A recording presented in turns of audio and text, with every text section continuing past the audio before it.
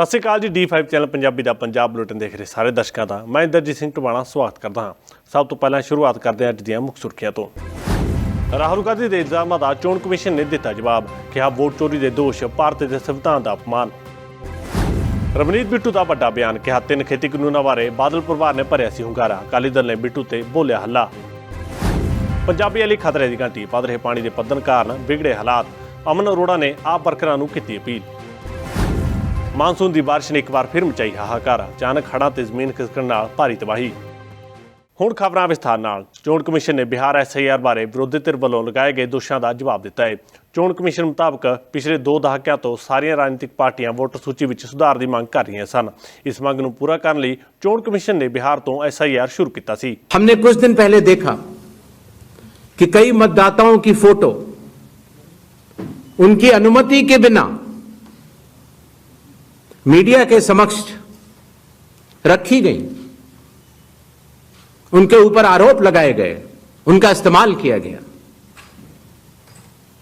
क्या अपनी माताओं, बहुओं, बेटियों सहित किसी भी मतदाता की CCTV वीडियो चुनाव आयोग को साझा करनी चाहिए क्या?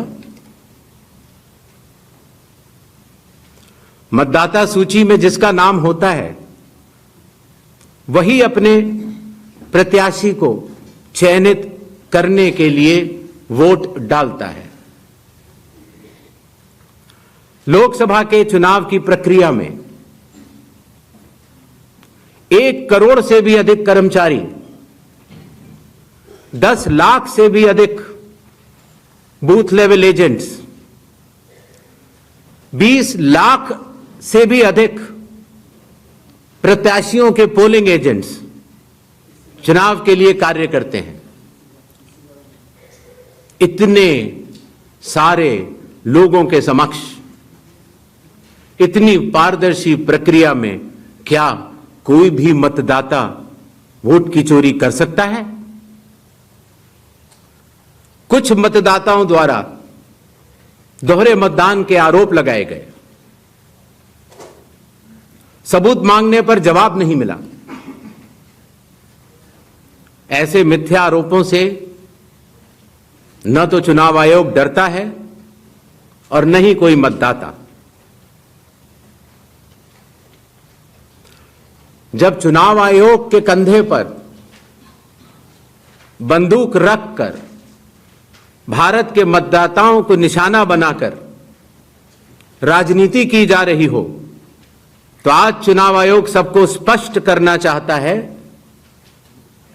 कि चुनाव आयोग निडरता के साथ सभी गरीब, अमीर, बुजुर्ग, महिला, युवा सहित सभी वर्गों और सभी धर्मों के मतदाताओं के साथ बिना किसी भेदभाव के चट्टान की तरह खड़ा था, खड़ा है और खड़ा रहेगा।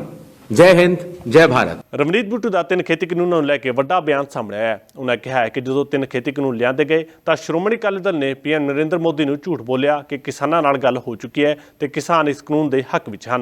इसके जवाब में श्रोमणी अकाली दल के बुलारे अर्शदीप सिंह कलेर ने बिट्टू ते वरदे हुए कहा कि रवनीत बिट्टू सोच समझ के बयान देण। अकाली दल ने खेती कानूनों के विरोध च केंद्र की वजीरी छड़ दी सी। देखो, केंद्रीय राज मंत्री ते ताज़े भाजपाई बने रवनीत बिट्टू ਜਿਹੜੇ जाने ਜਾਂਦੇ ਨੇ ਆਪਣੇ ਬੇਤੁਕੇ ਬਿਆਨਾਂ ਦੇ ਲਈ, ਅੱਜ ਰਾਜਪੁਰੇ ਦੀ ਰੈਲੀ ਦੌਰਾਨ ਇੱਕ ਨਵਾਂ ਹਾਸੋਹੀਣਾ ਬਿਆਨ ਦਿੱਤਾ।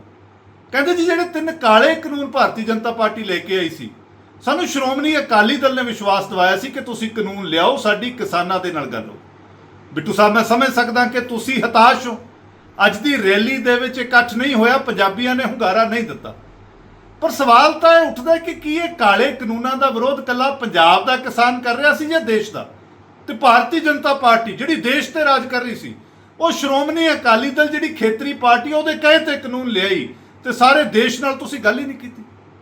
जिस तरीके दीयां स्टेटमेंटां तुहाडीआं अज आ रहीआं ने, मैं तुहानूं याद करा दियां कि उस समय की गल है जदों तुसीं दिल्ली के पार्कां 'च भारतीय जनता पार्टी के लीडरां नूं लभदे फिरदे सी। ऑन कैमरा ਇਹ ਗੱਲ ਬਿੱਟੂ ਸਾਹਿਬ ਕਹਿੰਦੇ ਹੁੰਦੇ ਸੀ ਕਿ ਮੈਨੂੰ ਭਾਰਤੀ ਜਨਤਾ ਪਾਰਟੀ ਦੇ ਨੇਤਾ ਮਿਲ ਜਾਣ ਸਹੀ, ਮੈਂ ਤਾਂ ਚਪੇੜਾ ਮਾਰਨੀ ਇਹਨਾਂ ਦੇ ਮੂੰਹ ਤੇ। ਬਿੱਟੂ ਸਾਹਿਬ, ਸ਼੍ਰੋਮਣੀ ਅਕਾਲੀ ਦਲ ਉਸ ਸਮੇਂ ਭਾਈਵਾਲ ਸੀ, ਤੇ ਜਦੋਂ ਦੋ ਪਾਰਟੀਆਂ ਅਲਾਈਅੰਸ ਦੇ ਵਿੱਚ ਹੁੰਦੀਆਂ ਨੇ ਉਹ ਕਿਸ ਲੈਵਲ ਤੇ ਗੱਲ ਕਰਦੀਆਂ ਨੇ, ਮਾਫ ਕਰਨਾ ਤੁਸੀਂ ਅੱਜ ਵੀ ਨਾ ਉਸ ਅਹੁਦੇ ਤੇ ਹੋ ਨਾ ਉਸ ਲੈਵਲ ਤੇ ਹੋ।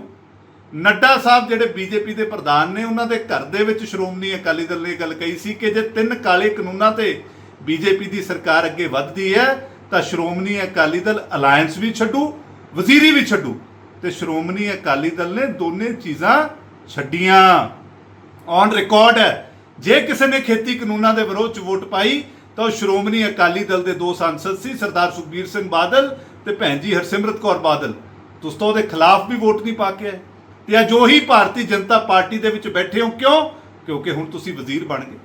ਸੋ ਮੈਂ ਤੁਹਾਨੂੰ ਸਪਸ਼ਟ ਤੌਰ ਤੇ ਕੁਝ ਗੱਲਾਂ ਕਹਿਣੀਆਂ ਚਾਹਨਾ ਕਿ ਜਦੋਂ ਕੋਈ ਸਟੇਟਮੈਂਟ ਦਿੰਦੇ ਹੋ ਤਾਂ ਉਹਨੂੰ ਪਹਿਲਾਂ ਤੋਲੋ ਫਿਰ ਬੋਲੋ। ਮਰਿਆਦਾ 'ਚ ਰਹਿ ਕੇ ਗੱਲ ਕਰਨੀ ਬਿਲਕੁਲ ਸਹੀ ਹੈ, ਐਸੇ ਬੇਫਜ਼ੂਲ ਦੇ ਇਲਜ਼ਾਮ ਨਹੀਂ ਲਾਉਣੇ ਚਾਹੀਦੇ। ਪੰਜਾਬ 'ਚ ਲਗਾਤਾਰ ਪੈ ਰਹੇ ਮੀਂਹ ਤੇ ਡੈਮਾਂ 'ਚੋਂ ਛੱਡੇ ਜਾ ਰਹੇ ਪਾਣੀ ਕਾਰਨ ਹੜ੍ਹਾਂ ਦਾ ਖਤਰਾ ਦਿਨੋਂ ਦਿਨ ਵਧਦਾ ਜਾ ਰਿਹਾ ਹੈ। ਇਸ ਦੇ ਦੌਰਾਨ ਪੰਜਾਬ 'ਚ ਆਮ ਆਦਮੀ ਪਾਰਟੀ ਦੇ ਪ੍ਰਧਾਨ ਅਮਨ ਅਰੋੜਾ ਨੇ ਵਰਕਰਾਂ ਨੂੰ ਅਪੀਲ ਕੀਤੀ ਹੈ ਕਿ ਉਹ ਹੜ੍ਹ ਦੇ ਖਤਰੇ ਵਾਲੇ ਖੇਤਰਾਂ 'ਚ ਪਹੁੰਚ ਕੇ ਲੋਕਾਂ ਦੀ ਮਦਦ ਕਰਨ। ਇਸ ਦੇ ਨਾਲ ਹੀ ਉਹਨਾਂ ਕਿਹਾ ਕਿ ਸਰਕਾਰ ਵੱਲੋਂ ਤਿਆਰੀਆਂ ਕੀਤੀਆਂ ਗਈਆਂ ਨੇ। ਪੌਂਗ ਡੈਮ ਦਾ ਪਾਣੀ ਖਤਰੇ ਦੇ ਨਿਸ਼ਾਨ ਨੂੰ ਪਾਰ ਕਰ ਗਿਆ ਹੈ, ਜਿਸ ਤੋਂ ਬਾਅਦ ਪੰਜਾਬ ਅੰਦਰ ਹੜ੍ਹਾਂ ਦੀ ਮਾਰ ਦਾ ਖਤਰਾ ਹੋਰ ਵੱਧ ਗਿਆ ਹੈ। ਬਿਆਸ ਦਰਿਆ ਵਿੱਚ ਪਹਿਲਾਂ ਹੀ ਪਾਣੀ ਛੱਡੇ ਜਾਣ ਕਰਕੇ ਕਈ ਜ਼ਿਲ੍ਹਿਆਂ ਦੇ ਪਿੰਡ ਅਤੇ ਖੇਤ ਪਾਣੀ ਦੀ ਲਪੇਟ ਵਿੱਚ ਆ ਚੁੱਕੇ ਹਨ। ਪੌਂਗ ਡੈਮ ਵਿੱਚ ਇਸ ਵੇਲੇ ਪਾਣੀ ਦਾ ਪੱਧਰ 1380.39 ਫੁੱਟ ਤੇ ਪੁੱਜ ਚੁੱਕਾ ਹੈ, ਜਦੋਂ ਕਿ 1380 ਫੁੱਟ ਤੇ ਪਾਣੀ ਦੇ ਪੱਧਰ ਨੂੰ ਖਤਰੇ ਦੇ ਨਿਸ਼ਾਨ ਤੇ ਮੰਨਿਆ ਜਾਂਦਾ ਹੈ। ਪਿਛਲੇ ਸਾਲ ਇਸ ਦਿਨ ਪੌਂਗ ਡੈਮ ਦੇ ਪਾਣੀ ਦਾ ਪੱਧਰ 1353.22 ਫੁੱਟ ਸੀ। ਪੌਂਗ ਡੈਮ ਵਿੱਚ ਪਹਾੜਾਂ ਤੋਂ ਪਾਣੀ ਦੀ ਆਮਦ 1.43 ਲੱਖ ਕਿਊਸਿਕ ਹੋ ਗਈ ਹੈ, ਜਿਸ ਨਾਲ ਡੈਮ ਵਿੱਚ ਪਾਣੀ ਦਾ ਪੱਧਰ ਤੇਜ਼ੀ ਨਾਲ ਵਧਣ ਲੱਗਿਆ ਹੈ। ਇਸ ਨੇ ਪੰਜਾਬ ਸਰਕਾਰ ਦੀ ਚਿੰਤਾ ਵਧਾਈ ਹੋਈ ਹੈ, ਜਿਸ ਤੋਂ ਬਾਅਦ ਪੰਜਾਬ ਆਮ ਆਦਮੀ ਪਾਰਟੀ ਦੇ ਪ੍ਰਧਾਨ ਅਮਨ ਅਰੋੜਾ ਦਾ ਵੱਡਾ ਬਿਆਨ ਸਾਹਮਣੇ ਆਇਆ ਹੈ। ਉਹਨਾਂ ਕਿਹਾ ਹੈ ਕਿ ਉਹਨਾਂ ਵੱਲੋਂ ਵਰਕਰਾਂ ਨੂੰ ਅਪੀਲ ਕੀਤੀ ਜਾ ਰਹੀ ਹੈ ਕਿ ਉਹ ਹੜ੍ਹਾਂ ਦੇ ਖਤਰੇ ਵਾਲੇ ਇਲਾਕਿਆਂ ਵਿੱਚ ਜਾ ਕੇ ਲੋਕਾਂ ਦੀ ਮਦਦ ਕਰਨ। ਇਸ ਦੌਰਾਨ ਉਹਨਾਂ ਕਿਹਾ ਹੈ ਕਿ ਸਰਕਾਰ ਵੱਲੋਂ ਪੁਖਤਾ ਪ੍ਰਬੰਧ ਕੀਤੇ ਜਾ ਰਹੇ ਨੇ।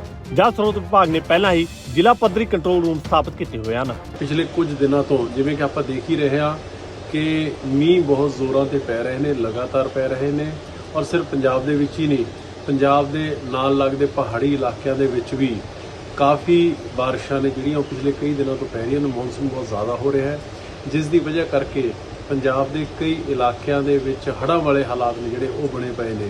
ਸਪੈਸੀਫਿਕਲੀ ਜੇ ਆਪਾਂ ਗੱਲ ਕਰੀਏ ਤਾਂ ਤਰਨਤਾਰਨ, ਅੰਮ੍ਰਿਤਸਰ ਤੇ ਅੱਗੋਂ ਹੁੰਦੇ ਹੋਏ ਜੋ ਫਿਰੋਜ਼ਪੁਰ, ਫਾਜ਼ਿਲਕਾ, ਮੋਰ ਦੀ ਸਾਈਡ ਹੈ ਜਿਹੜੀ, ਯਾਨੀ ਕਿ ਸਤਲੁਜ ਔਰ ਬਿਆਸ ਦਾ ਮੇਨਲੀ ਏਰੀਆ, ਔਰ ਕੁਝ ਜੋ ਘੱਗਰ ਦਾ ਏਰੀਆ, ਉੱਥੇ ਵੀ ਹੜ੍ਹਾਂ ਵਰਗੇ ਹਾਲਾਤ ਨੇ ਜਿਹੜੇ ਉਹ ਬਣੇ ਪਏ ਨੇ।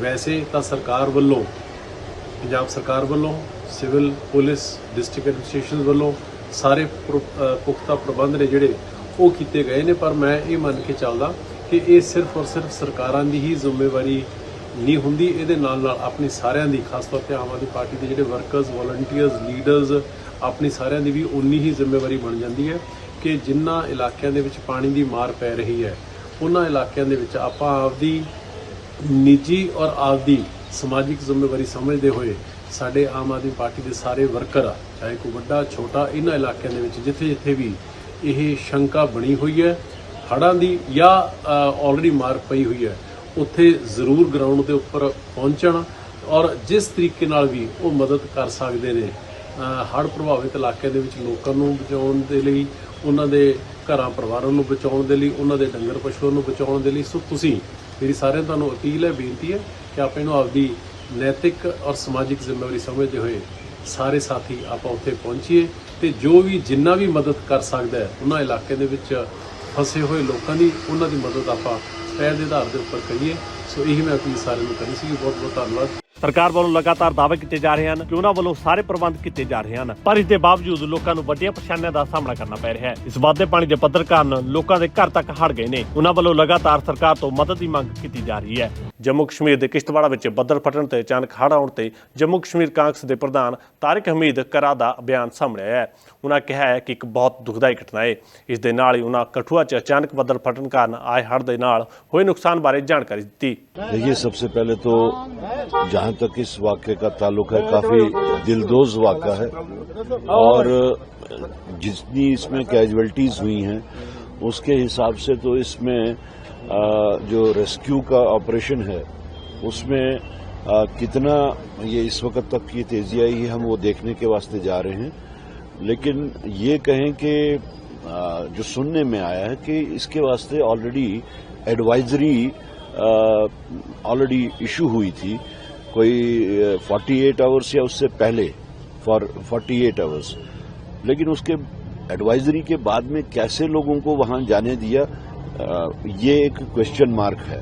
दूसरा ये है कि रेस्क्यू ऑपरेशंस में whether that was in time और not, that is also a question, क्योंकि जो सुनने में आया है कि एनडीआरएफ जो है वो कल वहां पहुंची है और एसडीआरएफ उससे पहले पहुंची थी, लेकिन टोटल जो इवैक्यूएशन का जो है पीरियड जो था वो उसमें काफी गैप आया है। But since it is a natural calamity, उसके वास्ते तो खैर हमारी दुआ है कि जो लोग इस दुनिया से गए हैं उनके लोगों को, उनके जो लवाहिकीन हैं उनको सब्र दे और जाने वालों को स्वर्ग अता करे। But there are certain questions. Sir, अभी कठुआ में भी एक बहुत बड़ा लैंडस्लाइड आया है, उसमें अभी सी वी आर गोइंग, लोग मारे गए। जी, हमारा जो जम्मू कश्मीर का पिछले 9-10 साल से एनवायरनमेंट के ऊपर जो जितना ध्यान होना चाहिए था वो नहीं हो रहा है। बेदरेग दरख्त काटे जा रहे हैं, बेदरेग सड़कें जो निकल रही हैं, उसमें कहां कहां पे लैप्सेस हैं उसके देखने की जरूरत है। तो ये कठुआ वाला का किस तरह देखते हैं? It is a natural calamity, उसमें तो कोई यहां से तो कुछ हो नहीं सकता, नेचुरल कैलामिटी है। लेकिन हमने ये देखना है कि सरकार और जो कंसर्न उसके डिपार्टमेंट्स हैं, क्या वो फुल्ली इक्विप्ड हैं और उनका जितना भी जो रिलीफ है वो टाइमली होता है या नहीं होता है। एडमिनिस्ट्रेशन का तो वही काम होता है कि वो किसी भी टाइम ऐसी नेचुरल कैलामिटीज के वास्ते तैयार रहें। But I would still say कि there are many questions into it. Himachal Pradesh ਵਿੱਚ ਮੌਨਸੂਨ ਦੀ ਬਾਰਿਸ਼ ਨੇ ਇੱਕ ਵਾਰ ਫਿਰ ਤੋਂ ਤਬਾਹੀ ਮਚਾਈ ਹੈ।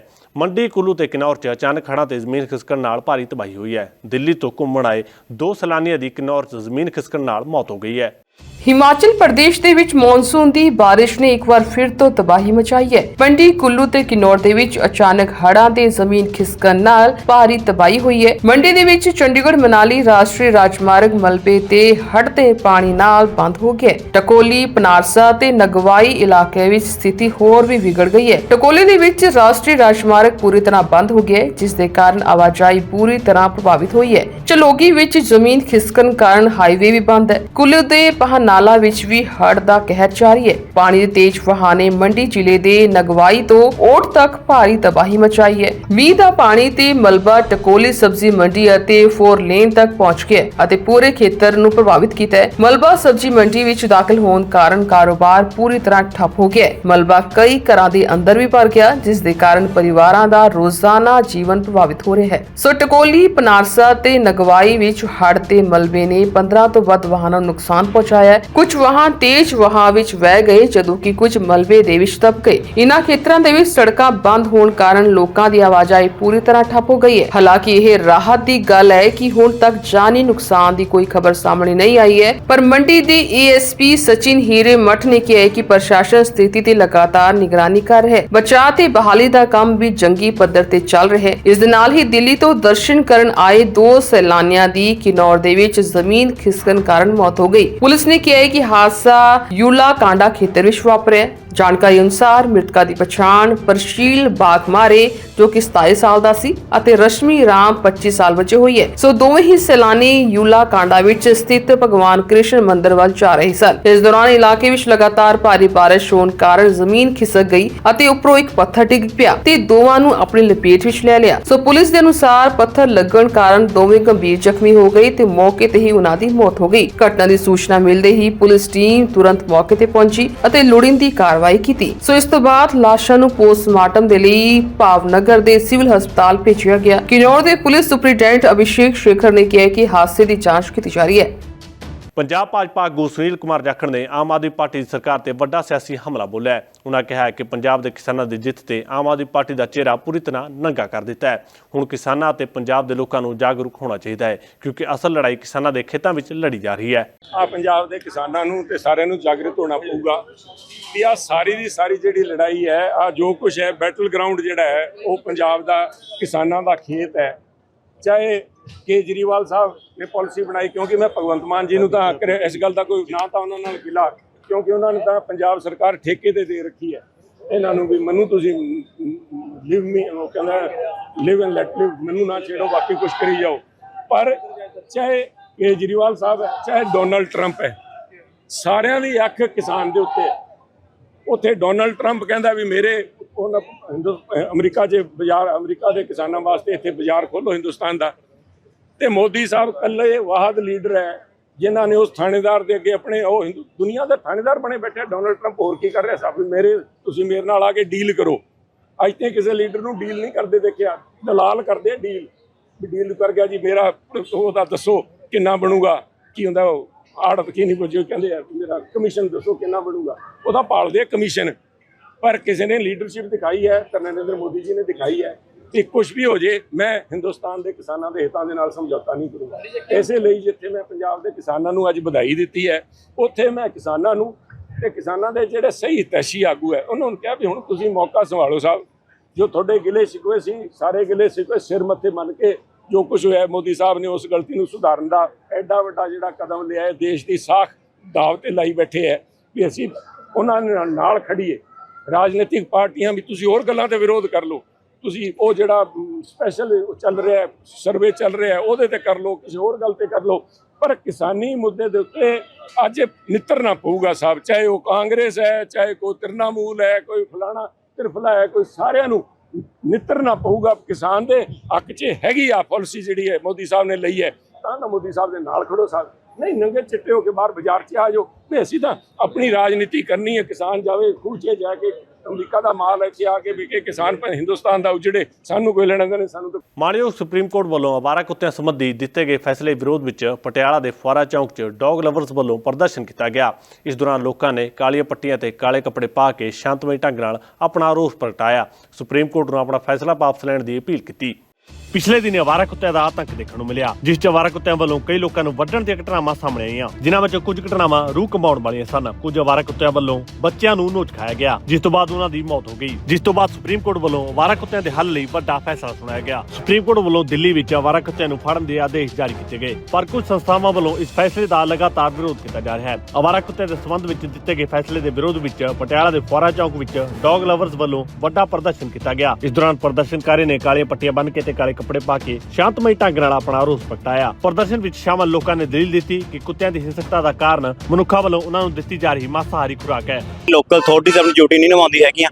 ਅਗਰ ਆਪਾਂ ਗੱਲ ਡੌਗਸ ਦੀ ਕਰਦੇ ਹਾਂ ਜਾਂ ਭਾਵੇਂ ਗਊਆਂ ਸਾਂਢਾਂ ਦੇ ਵੀ ਕਰਦੇ ਹਾਂ, ਅਗਰ ਉਹਨਾਂ ਦੀ ਪ੍ਰੋਪਰ ਨਸਬੰਦੀ ਹੋਵੇ, ਚੈਨਲ ਚੱਲੇ ਤਾਂ ਸਮੱਸਿਆ ਘੱਟ ਹੋਣਗੀਆਂ। ਤੇ ਦੂਜੀ ਗੱਲ ਕਿਹੜਾ ਹੈਗਾ ਉਹਨਾਂ ਦਾ ਟੀਕਾਕਰਨ ਕੀ ਹੈ ਵੀ ਜੇ ਕਿਸੇ ਨੂੰ ਕੋਈ ਡੌਗ ਬਾਈਟ ਵੀ ਕਰਦਾ, ਕੋਈ ਚੱਕਰ ਸਾਂਢ ਮਾਰਦਾ ਤਾਂ ਨੁਕਸਾਨ ਇਹਦਾ ਹੋਊਗਾ। ਉਹਦਾ ਟੀਕਾਕਰਨ ਨਹੀਂ ਹੈਗਾ ਤਾਂ ਹੀ ਜਿਹੜੇ ਰੈਬਿਸ ਦਾ ਵੀ ਬੜੇ ਕੇਸ ਮਾੜੇ ਮੋਟੇ ਆਏ ਨੇ। ਸੋ ਤੁਸੀਂ ਦੇਖੋਗੇ ਬੜੀਆਂ ਵੀਡੀਓ ਵਾਇਰਲ ਹੋ ਰਹੀ, ਛੋਟੇ ਬੱਚਿਆਂ ਨੂੰ ਕੁੱਤੇ ਨੋਚ ਨਜ਼ਰ ਆ ਰਹੇ ਨੇ, ਕੁੱਤੇ ਖਾਂਦੇ ਨਜ਼ਰ ਆ ਰਹੇ ਨੇ। ਆਪਾਂ ਵੀ ਜਿਹੜੇ ਸਕੂਟਰ ਮੋਟਰਸਾਈਕਲ ਦੇ ਕੁੱਤੇ ਵੱਢਣ ਨੂੰ ਪੈਂਦੇ, ਉਹਦਾ ਕੀ ਇਲਾਜ ਹੋਣਾ ਚਾਹੀਦਾ ਜੀ? ਉਹਦਾ ਪਹਿਲਾਂ ਮੈਂ ਦੱਸਦਾ, ਵੀਡੀਓ ਵਾਇਰਲ ਹੁੰਦੀਆਂ ਨੇ ਜੀ, ਉਹ ਦੱਸਾਂ ਸਾਰੇ ਨਹੀਂ, ਕੁਝ ਜਿਹੜੇ ਹੈਗੇ ਨੇ ਮੀਡੀਆ ਵਾਲੇ ਉਹ ਵਾਰ-ਵਾਰ ਰਿਵਿਊ ਦਿਖਾਉਂਦੇ ਨੇ। ਵੀਡੀਓ 2 ਸਾਲ ਪੁਰਾਣੀ ਹੁੰਦੀ ਆ, ਉਹ ਦਿਖਾ ਰਹੇ ਹੁੰਦੇ ਨੇ 2025 ਵਿੱਚ। ਹੁਣ ਉਹ ਕਿਤੇ ਚੱਕਰ ਰਿਵਿਊਜ਼ ਲੈਣ ਦਾ ਜਾਂ TRP ਦਾ ਵੀ ਹੁੰਦਾ ਹੈ। ਮੀਡੀਆ ਵਾਇਰਲ ਨਹੀਂ ਕਰਦਾ, ਵਾਜਾ ਤਾਂ ਲੋਕ ਕਰਦੇ। ਨਹੀਂ ਮੈਂ ਕੁਝ ਕਿਹਾ ਜੀ, ਮੀਡੀਆ ਵਾਇਰਲ ਨਹੀਂ ਕਰਦਾ, ਲੋਕ ਵਾਇਰਲ ਕਰਦੇ ਆ। ਨਹੀਂ ਮੋਦੀ ਤਾਂ ਸੱਚ ਹੀ ਹੈ ਨਾ ਜੀ, ਉਹ ਸਾੜ ਨੇ ਪਰਸੋਂ ਵੀਡੀਓ ਚੱਲ ਰਹੀ ਸੀ, ਬੁੜਾ ਚੱਕ ਕੇ ਮਾਰਿਆ ਜੀ। ਉਹਦੇ ਇੱਕ ਕੁਝ ਕਾਰਨ ਵੀ ਹੁੰਦੇ ਨੇ। ਜਿਹੜਾ ਆਪਾਂ ਵੀਡੀਓ ਦੇਖ ਰਹੇ ਨੇ ਵੀ ਇੱਥੇ ਹਿੱਟ ਕੀਤਾ, ਬਾਈਟ ਕੀਤਾ, ਉਸ ਤੋਂ ਪਹਿਲਾਂ ਦੀ ਵੀਡੀਓ ਕੱਟ ਜਾਂਦੀ ਹੁੰਦੀ ਹੈ। ਜੀ ਮੈਂ ਆਪਣੀ ਗੱਲ ਕਰਦਾ, ਪਤਾ ਕੀ ਗੱਲ ਮੈਂ ਦੱਸਦਾ ਕਿ ਜਦੋਂ ਕੁੱਤਾ ਕਿਸੇ ਵਿਅਕਤੀ ਨੂੰ ਕੱਟ ਲੈਂਦਾ ਹੈ, ਹੁਣ ਤਾਂ ਤੁਸੀਂ ਪ੍ਰੋਟੈਸਟ ਕਰ ਰਹੇ ਹੋ ਕਿ ਜਾਨਵਰ ਨੂੰ ਪ੍ਰੋਟੈਸਟ ਕਰ ਰਹੇ ਹੋ ਕਿ ਹਾਂ ਵੀ ਗਲਤ ਹੋ ਰਿਹਾ ਹੈ, ਪਰ ਜੋ ਉਹਦੇ ਘਰੇ ਵੀ ਜਾ ਕੇ ਪਤਾ ਕਰਦੇ ਹੋ ਕਿ ਜਿੱਦਾਂ ਬੰਦੇ ਨੂੰ ਵੱਢਿਆ ਹੁੰਦਾ ਉਸੇ ਘਰੇ ਵੀ ਤੁਸੀਂ ਜੀ ਸਾਡੇ ਲਈ ਕੋਈ ਹੈਲਪ ਲਈ ਆਉਂਦਾ, ਕਿਸੇ ਉਹਦੀ ਦਵਾਈ ਬੂਟੀ ਅਸੀਂ ਕਰਦੇ ਹਾਂ, ਪਰ ਤੁਸੀਂ ਕਹਾਂ ਅਸੀਂ ਰਿਸਪੌਂਸਿਬਲ ਨਹੀਂ ਦੇ ਲਈ ਹੈਗੇ, ਉਹਦੇ ਲਈ ਰਿਸਪੌਂਸਿਬਲ ਨਗਰ ਨਿਗਮ ਨੇ ਜਾਂ ਪ੍ਰਸ਼ਾਸਨ ਹੈ। ਉਹਨਾਂ ਦਾ ਕਹਿਣਾ ਹੈ ਕਿ ਪ੍ਰਸ਼ਾਸਨ ਵੱਲੋਂ ਪੁਖਤਾ ਪ੍ਰਬੰਧ ਨਾ ਕੀਤੇ ਜਾਣ ਕਾਰਨ ਅਜਿਹੀਆਂ ਘਟਨਾਵਾਂ ਹੋ ਰਹੀਆਂ ਨੇ। ਇਸ ਲਈ ਸੁਪਰੀਮ ਕੋਰਟ ਵੱਲੋਂ ਦਿੱਤਾ ਗਿਆ ਫੈਸਲਾ ਤੁਰੰਤ ਵਾਪਸ ਲਿਆ ਜਾਣਾ ਚਾਹੀਦਾ ਹੈ। ਉਹਨਾਂ ਕਿਹਾ ਕਿ ਜੇਕਰ ਇਹ ਫੈਸਲਾ ਲਾਗੂ ਹੁੰਦਾ ਹੈ ਤਾਂ ਸਭ ਤੋਂ ਵੱਡਾ ਨੁਕਸਾਨ ਇਹਨਾਂ ਬੇਸਹਾਰਾ ਕੁੱਤਿਆਂ ਦਾ ਹੋਵੇਗਾ। ਅੱਜ ਦੇ ਪੰਜਾਬ ਬੁਲੇਟਿਨ ਵਿੱਚ ਇੰਨਾ ਹੀ। ਨਵੀਆਂ ਤੇ ਤਾਜ਼ਾ ਖਬਰਾਂ ਨਾਲ ਇੱਕ ਵਾਰ ਫਿਰ ਹਾਜ਼ਰ ਹੋਵਾਂਗੇ। ਧੰਨਵਾਦ।